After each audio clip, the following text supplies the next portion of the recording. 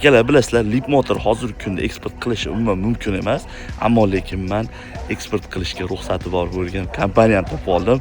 Короче, ko'rishinglar mumkin. Mana bir qancha Leap motorlar turibdi, hammasi eksportga. Leap Motor S11 gibridi full 26 modeli qora va oq ranglarda turibdi.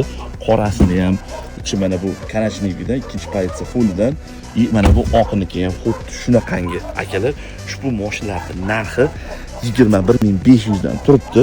Agar sizlarga qiziq bo'lsa, ushbu mashinalarni Toshkentga $1200 evaziga, ya'ni $22700 Toshkentga olib kelib beramiz.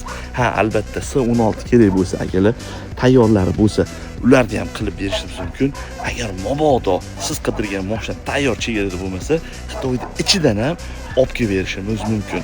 Eng asosiysi 15-20 dekabrlargacha to'lov qilishga ulgurishimiz kerak.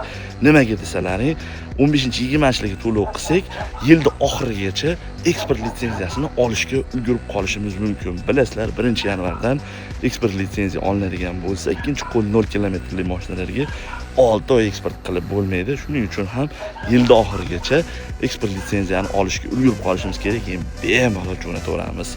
Agar qiziq bo'lsa, pastki raqamlarga aloqaga chiqib, qanaqa mashina kerak bo'lsa, Leap motorlardan telefon qilsalaring, Xudo xolasa topib, narxlari bilan Toshkentga yetkazib beramiz.